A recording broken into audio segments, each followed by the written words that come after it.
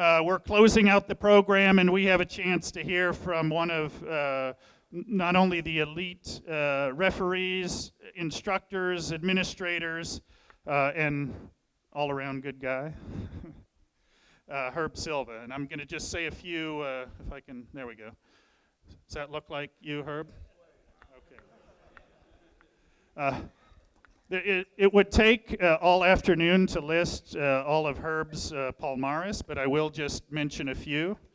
Probably starting with, if any of you know the Eddie Pearson Award, which is the top award for someone who's contributed to the U.S. Soccer Referee Program. Herb is a recipient of that, I believe, in 2006. How many of you here are old enough to have been to and seen NASL games? Okay, so some of us are at that end of our career, yes. Herb was an official in the NASL.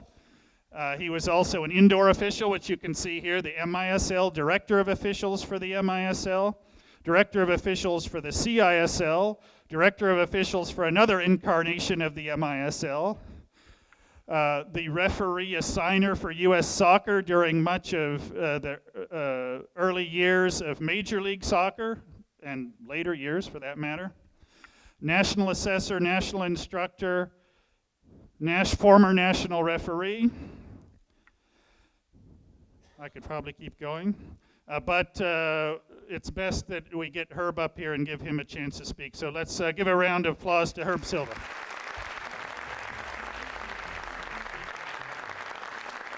I don't know, I think we'll probably start off with some declines and some deferrals.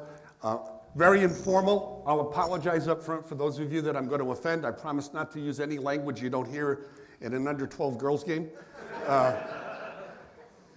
This is, so let me see, you got Saeed, and you're all giving him attaboys and stuff. Let's give condolences to Saeed for his administrative appointment and all of the headaches that he'll put up with.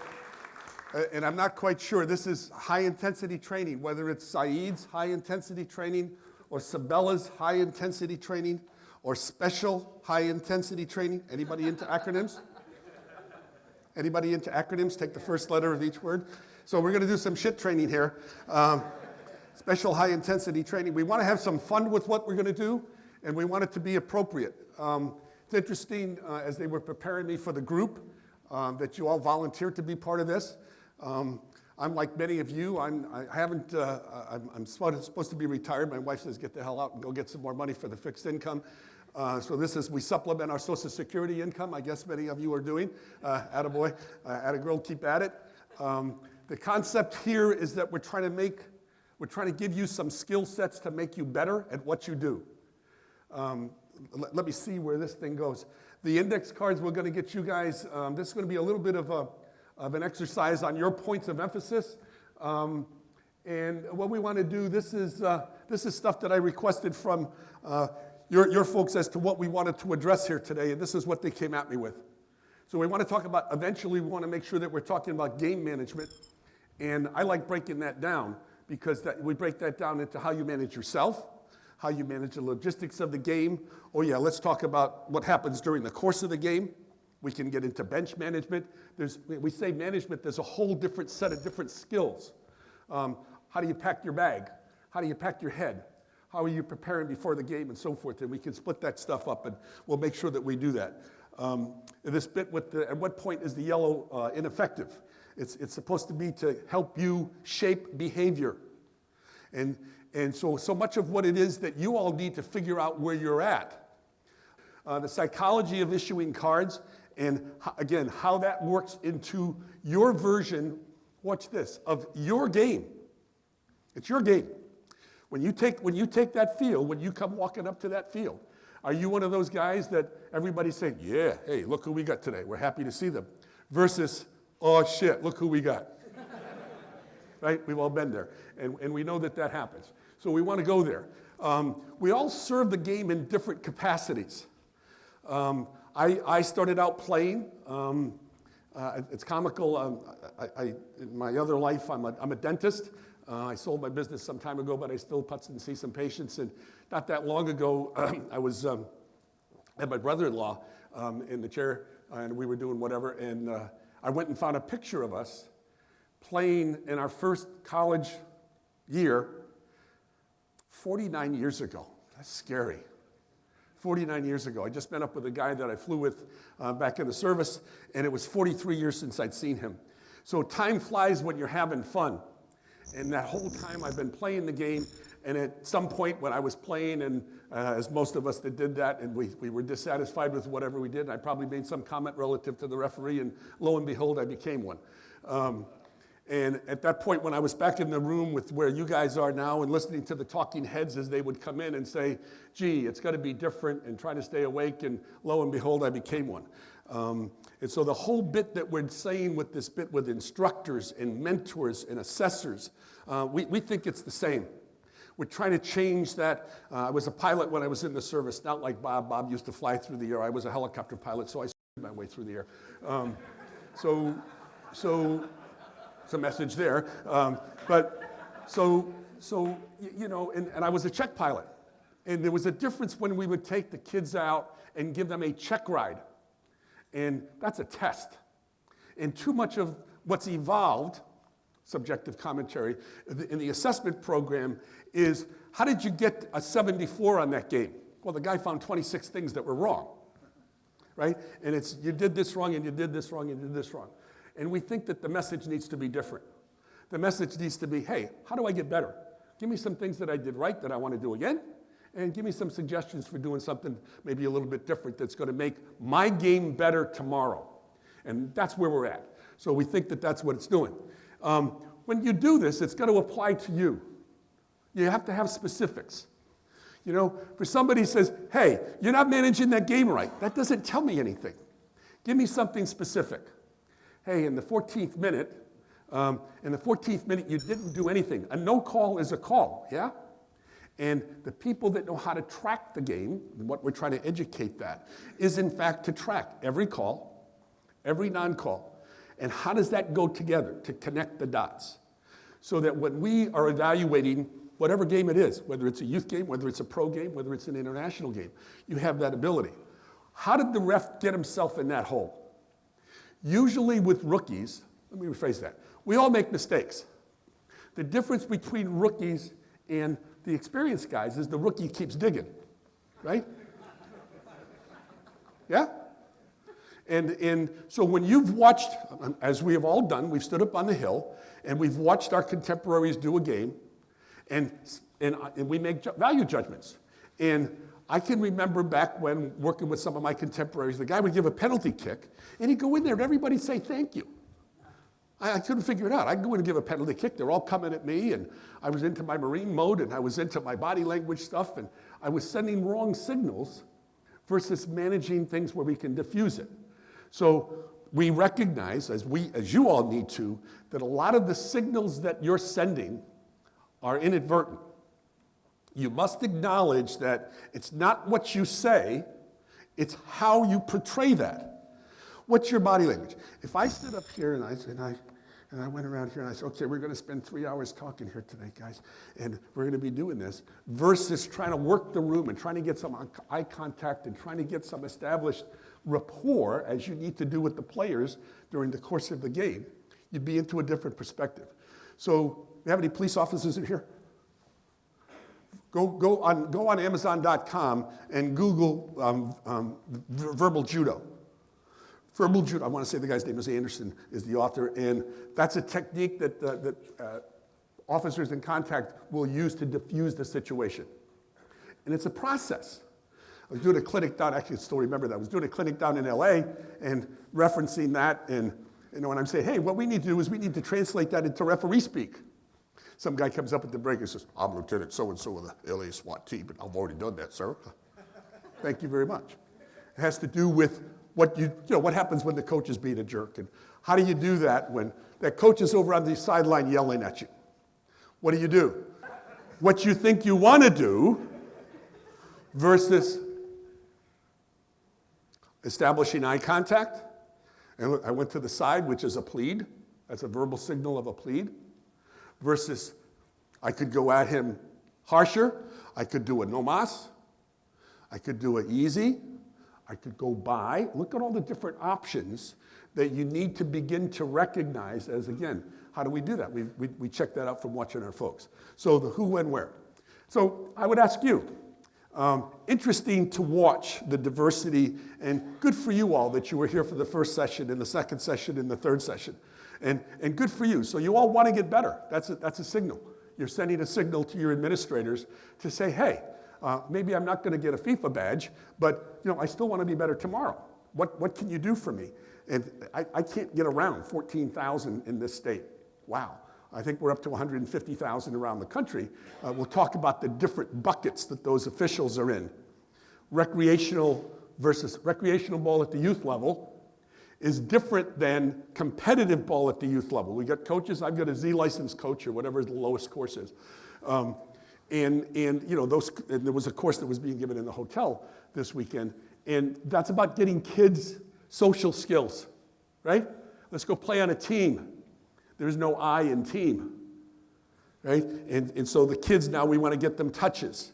And we go from short-sided games, local, lots of soccer there. Whatever the acronym is, AYSO, USYSA, club soccer, whatever that is, unaffiliated, we put all that term to it. This is one of the few countries in the world where we've got all the different umbrellas, right? Everybody's got to have a power structure within the soccer world. Hey, the skill set, I mean, many of you may do other games. I came out of retirement, I'm doing high school games in Missouri because the refs were so bad. So bad. I have 4 kids, and when all my kids played high school soccer years ago, they all went to the dark side. They're all high school lacrosse coaches now. I think that's a commentary on the way that they wanted to coach the way that Daddy used to ref, but nonetheless, they do well with that. But I can remember going to their high school games, and if I'd get up and leave at halftime, the parents would say, oh, Silva's pissed off with the refs. They were just, the correspondence to the real game was a little bit distant at the high school level.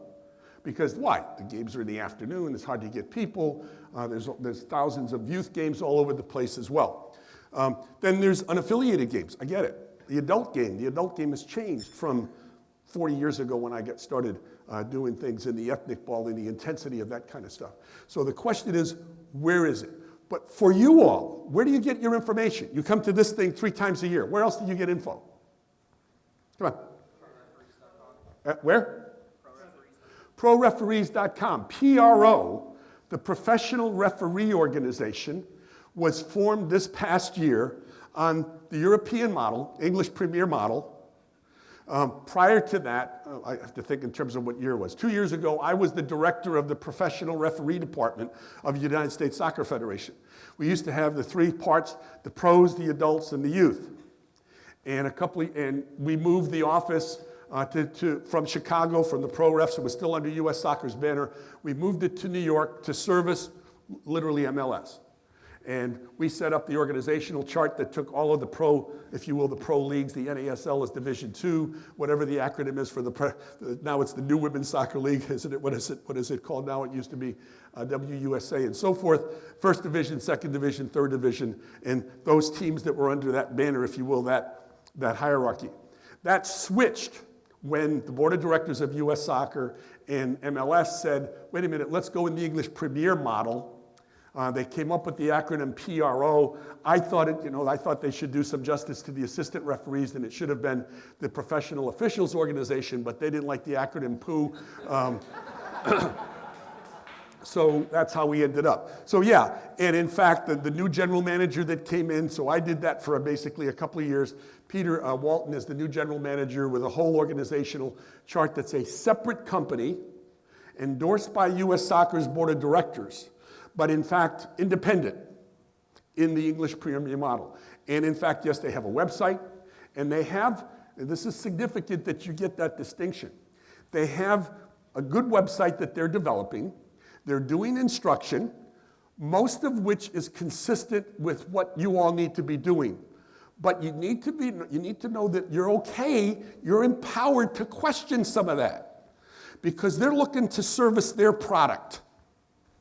And I suggest to you that the product at the professional domestic league level is different than compare it to FIFA World Cup games or compare it to youth games. How many of you were in an RTS, that went to an RTS this year?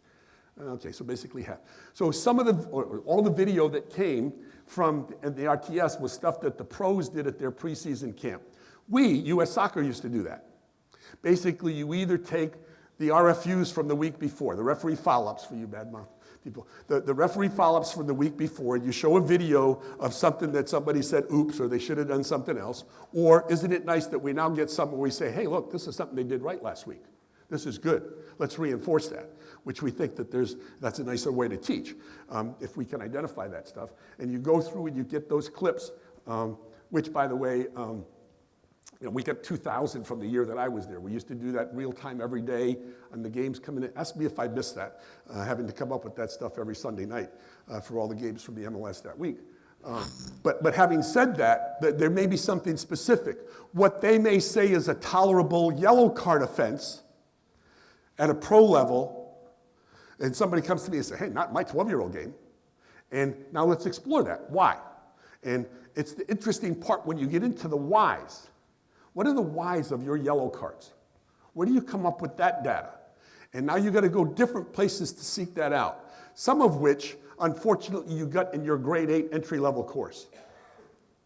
And I suggest to you that some of the deficiencies with the system, if we look at it critically, is the system teaches foul identification, right? This is charging. This is a tackle.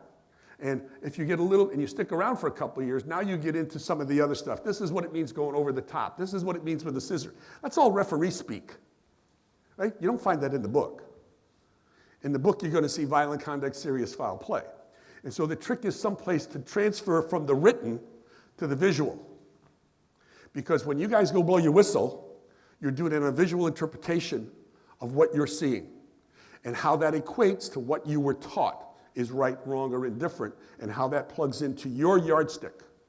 And the question is, where does your yardstick, how does that interface with what's supposed to be done? And that's where we want to see. So where else do you get stuff now besides pro? You got to be going to ussoccer.com. And they're doing lots better. And again, the people there, Ryan Mooney and Michael Kennedy is the talking face. Michael Kennedy, who now works for pro as the interface between U.S. Soccer and pro. Look at that interesting little ditch. Michael Kennedy, who was a U.S. Soccer FIFA whistle. After he was a U.S. Soccer FIFA AR, this guy's got some credentials, right? And is articulate and can apparently read off of whatever the panels are without blinking his eyes, and does some pretty good stuff. And a lot of where they're going with that is very basic but required good stuff. And so we encourage you to go there, and there's some significant information to be looked at there. We'll get into some others. I like this slide. So, when somebody sees something, or when you pick up something from the book, here's what it says. Here's what the talking head says. Here's how that's interpreted. Then somebody goes to do something, and then somebody evaluates it. And if there's any correlation between all of those, it's lucky. Yeah? Right? So, when is it, go back to your game management perspective. Okay? What's the best yellow card? The correct first one. What's the worst one? The incorrect first one, because the bar gets set funky. And haven't you watched games where you say, man, that seems tight. Now what's he going to do? And now you end up with the game with 13 cards and whatever. Or, oh, everything goes today. And as the players are going, doot, doot, doot, doot, they're doing target acquisition, right? So this is an issue of where you want to go with that. So your sources, where do you find the data? Where are you going? How do you need it? I'm going backwards. That happens. So I like this. This is what these cards are for. We're going to take, and I'm going to hit a stopwatch. So get a pencil ready. We're looking for feedback from your experiences. And they gave you a couple of cards. And so here, I want to go on, what are your points of emphasis in your game? Do this on both sides of, I don't know, did you get a yellow card? So do that on the yellow card. Put at the top POE, and on the other side, the best advice. And the concept is, quickly, I say 3. If you can only come up with a couple, what, in your game, what is it that really ticks you off? And how do you know that? Is it, do you have rabbit ears? Is it somebody challenges your authority? Is it bench behavior? Is it a type of tackle? Is it the parents? Is it the coaches? Is it the style? I don't care. You guys fill in the blank. You own it. Right? There are no right answers here. This is what suits you. And likewise, in the past year, this is now you're coming to the culmination of this thing with your advanced training. What's the best advice that you received? And if anybody knows me, it doesn't have to be full sentences. You can do it in all caps. But somebody needs to be able to read this. Okay? And then on the next one, this is your way to give them information on what's the information that we need, that the group needs going forward. We need more on teamwork? Do we need more on AR stuff? Do we need more on misconduct discrimination? Do we need more on positioning? Free kick management? What are critical incidents? What should I be doing on corner kicks? How about kicks from the penalty mark? Again, I'm just throwing out ideas for you. And this is what floats your boat. What's your prioritization? And then finally, this is a little bit of self-evaluation. What are you weakest in? What do you need to work on? Which conceptually should correlate to the topics needed. But that's just a cross-check. So we're looking for your points of emphasis. We're looking for your best advice. We're looking for your topics needed and your deficiencies, and I'll shut up for a couple of minutes and give you that.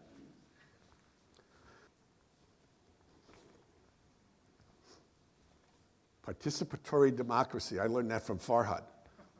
Farhad's the one that asks questions and waits for responses and actually waits to listen for the answer.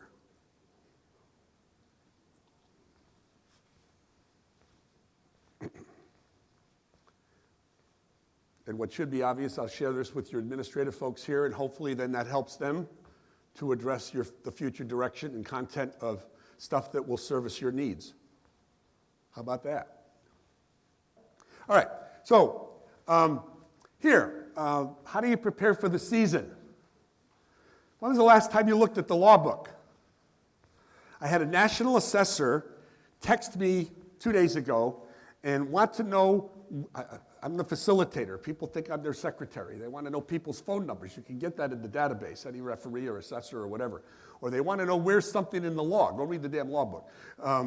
Having said that, the question was, what's the reference, what's the verbal reference for the fact that you can't have compression shorts in a different color than the shorts? Where is it? It's in the law.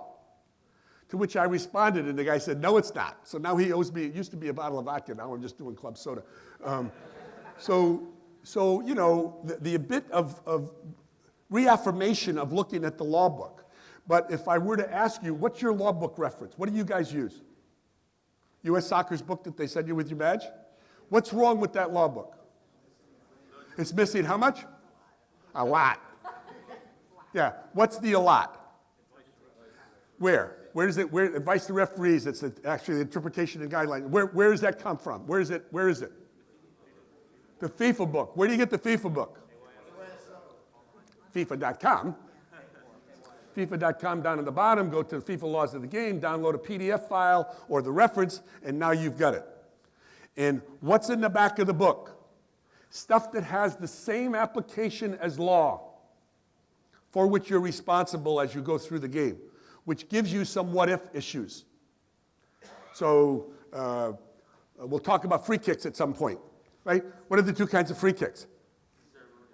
Good, see? Ceremonial and quick restart. What about direct and indirect? That's what it says in the book. For referee management, it's a ceremonial restart, and it's a quick restart. And what are the distinctions? And what is the authorization for causing ceremonial restarts? One of the most significant is when you say so. When you say so. So in the red zone, you use that term, in the red zone, take control. Why? Because you'll stay out of trouble.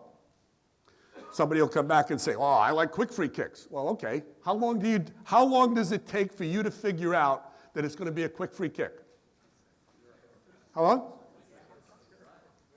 How much? Half is a little bit quick. Your game's too quick. Maybe 2. I'll give them a second and a half. And if they don't put it in play right away, take ownership. And we came up, I think that you use the I stuff, interference. You use the terminology that was out a few years ago. Interference, interception, or involvement. You've got to know the difference for those. Those are 3 different visual perspectives that require different action on the part of the officials. Interference on the part of the defenders, involvement on the part of the referee. Yeah? That should click to you something. Somebody making a move to the ball, somebody backing up, and now they intercept it. When's the ball in play? Versus the referee, how about the ones where the referee comes up and says something to the defense, and the attacker puts the ball in the net, and the referee says, goal? I want to watch. That's where you get in trouble. They keep digging, right? If you step up and you involve that defender, verbally or visually, you have just involved yourself with that restart. It cannot be a quick restart. Don't let the attacking team take advantage of your inadvertent part. It's not inadvertent, or it is too inadvertent for some people. Who does that? Watch the South American teams when they come play our puppies. Because they're smart. They figure it out. Dumb gringos, they can't figure that out. I'm a dumb gringo, I get it. So we go from there. All right, we used to do stuff with position papers and memos. Does that ring a bell? Yeah? Do you have your own? Do you have access to them? So yes, a bunch of that stuff is on ussoccer.com, and I'll cover up the badge. I'm going to give you Missouri's website. RSDI has everything that's ever been published. And our website has everything, all the videos. And I try to keep the guy current with the stuff that we download. So whether you're an instructor, an assessor, an administrator, you want access to something at some point here, we're going to get that. Here's ussoccer.com, and you got to go up into the referee perspective. I don't know if this thing's going to work. So here's into the referee stuff, and you'd pull down there and you'd go. This is the one that you want, but rather than try and copy down all that stuff, just take Jeff's MissouriSDI@gmail. Guy's name is Jeff Kohlmeyer. You need to send him an email and say, hey, I had a talking head out in California, and he said that I could get on your website. And so you need that other gizmo to password and all that stuff. But he's got to okay you because they got hacked.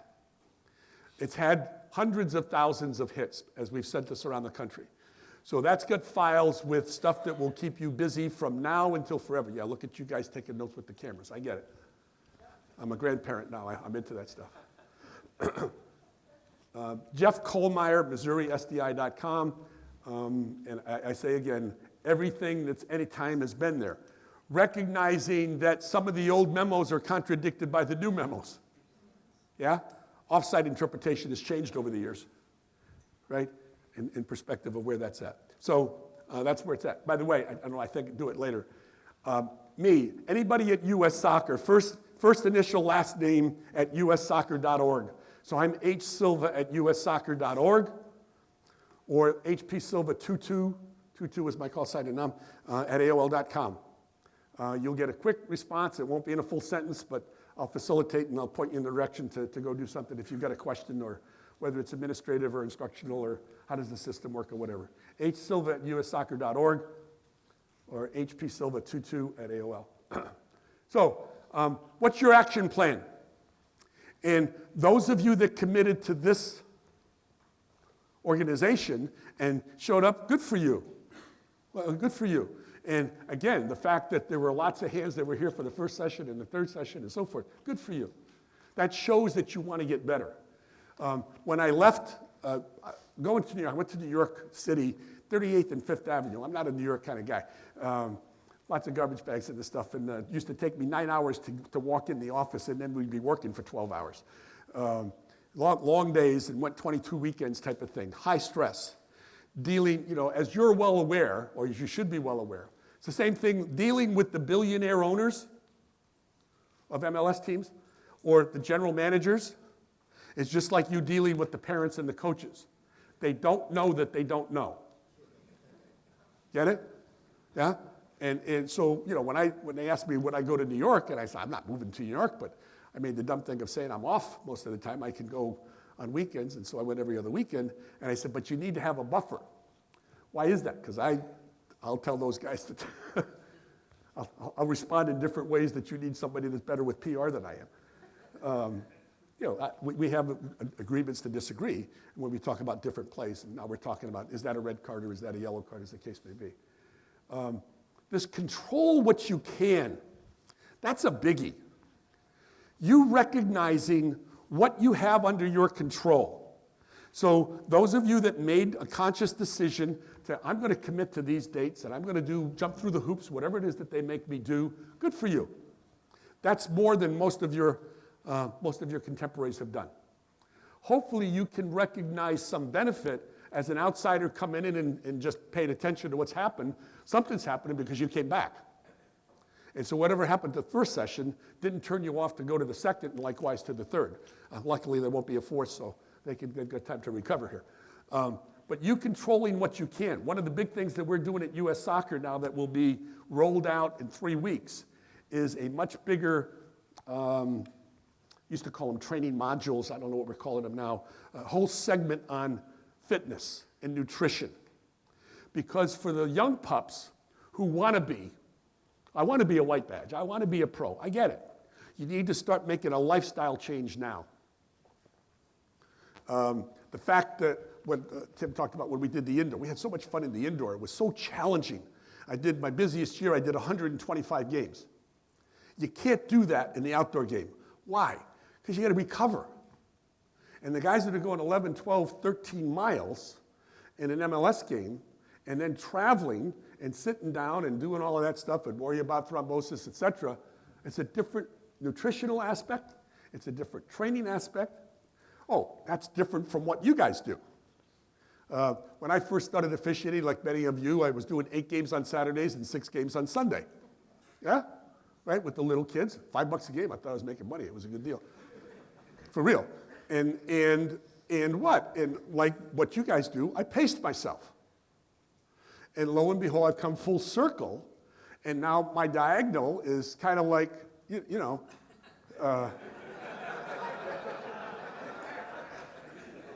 right? High school, yeah. You know, and we laugh, but you know there's some validity to that we correlate to less distance traveled, right? Versus if I talk to somebody that's got their last rung on the ladder trying to get up to that MLS assignment, they better not be doing that. Or what we'll probably see, and some of the stuff that you need for topics that need to be covered have to do with positioning. Well, what's the difference between positioning and work rate? Work rate is what gets you into position, right? So the work rate of what gets you into position to be better able to anticipate that play. I'm sure you've seen that in your write-ups. You need to read the game better. You need to anticipate better on the play. What does that mean? That means that when you're doing, how many of you have done pro games? Well, let me rephrase the question. How many of you have done an under 14 semifinal tournament game? That's a pro game. That's a pro game. You got parents that are looking at Division I scholarships, worth how much? $. Yeah, that's after-tax dollars or pre-tax dollars. That's a significant amount of money. So is the intensity for those kids, 14, let's target on a 14-year-old semifinal youth tournament. And we get that acknowledgement. And I think the semifinals are tougher than the finals. Yeah? Subjective, right? But nonetheless, why? Because that's the chance. And the kids put their juice into that game, as do the coaches and the parents, and they test you. And now we get into all of the gamesmanship and the so forth and so on. So the technique that you do on that, when you are awarded that assignment, that's an attaboy or an attagirl, isn't it? That means that's an acknowledgement of your ability to handle a game of that caliber. Sure? Everybody wants to progressed with the Peter principle in assignments. You get to the level where it's, what's that guy doing here? That's a duck out of water here, right? And so we recognize why, because now it's the level of the intensity, the ability of the skill set to deal with that. So controlling what you can, certainly you can control your responses, what you present with your professionalism. What I heard Bob said, early is on time. That's what we teach. Hey, you want to be on time? 5 minutes before. You want to start going to one of the tournament events that we do? You best not be texting during the course of the thing, because we'll have your... Why? You want to go to a FIFA course? You better not have your phone going off. I mean, and those are all... Hey, there's times when the phone goes off. Go take care of your family. I get it. I understand. But you've got to acknowledge the message that it sends. What's the thing that I just saw about kids that are interviewing for jobs? Here's a kid that's got all this time in college, and he's got so many years in college, and he goes to interview for his job. Oh, excuse me, I got to take this call. Yeah, I'll meet you for a bill. I'll meet you for a beer tonight. Yeah. Are you kidding? During the course of the interview? So, what's that signal that you're sending? The behaviors that you exhibit. There's a whole different laundry list of, it's a different skill set. You can talk about on-field behaviors and off-field behaviors. So when people start traveling to tournaments, obvious, can you walk up to the field with a beer in your hand? Probably not. No. How about, can you be seen with a near beer in the cafe, click, I don't know this YouTube stuff and this Netflix and all that. I'm not into that social media. But I know Facebook, whatever. But I know it's there. Can you be a professional referee who works for the company that's a sponsor for one of the teams and have that on your Facebook page? That's an issue we've had. The bit with the sidewalk cafe is an issue that we had. Messing around with tickets, messing around with gate passes, messing around with preparing for the night before the game. Those are all issues that have come up either at the pro level or at the youth tournament level. So when you go to a regional youth tournament or a national youth tournament or a regional or adult tournament and so forth, there's a protocol off the field. Look at you guys have got all these nice embroidered stuff. Yeah? And when do you do that? Do you go to a U.S. soccer thing? Let me rephrase that. Do you go to the USYSA Nationals with your U.S. club bag? Be careful. Used to be with U.S. Soccer, I have to wear Nike. That's in my contract. So thank you very much. The guys offered me your Adidas stuff, and I have to politely thank you very much. I can't wear that. My boss will have my butt. So it's a question when we go, we've got something coming up in August at Portland with a Nike tournament. And we say to the guys, I understand about footwear. I get it. What I used to do in the NASL, we used to black everything out. So if you got to have 3 stripes because those are your comfortable shoes, don't get blisters, or get into shoes that are not going to offend whatever. I can tell you as an administrator, there were times when, actually that was Adidas. I had a contract with Adidas. I got gear for Adidas. I go to a game, and the guy's coming in to do the game, and he's wearing Nike shoes. And I'm like, what are you doing? Oh, he says, well, I wore them this morning, and they're all full of mud. And I said, well, then go out in your stocking feet because you can't wear those shoes. I had the rep in the stands. And I'm trying to get free gear for everybody else, and this guy's he's gonna cook the wicket. So you have to know those kinds of issues, or you haven't blown the whistle yet, or you haven't dug the hole with the other stuff. Administratively, at the higher levels, more officials get in trouble off the field than they do on. We all get in trouble on the field. The question is, how do you get out of it? And so that's an issue. Your verbalization skills. I got on this behavior and your visuals and your verbals, I could give you 2 days of lecture. What's the body language signals that you send?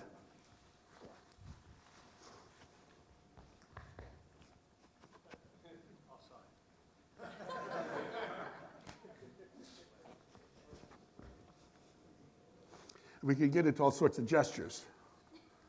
Part of the issue is, I made that comment earlier, this used to be, I can still remember my first acknowledgement when I was climbing the ladder. When you deal with leagues or in environments, and we all are getting to be that, where how many different cultural representations are there in the MLS? Last I heard was 28.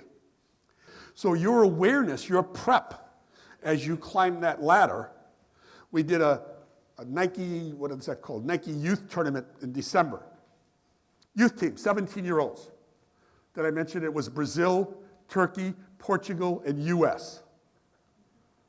And we spent 2 days on gamesmanship and that kind of prep mentally for the officials. Oh yeah, we got to blow the whistle and recognize a foul as well. So that kind of stuff makes a difference.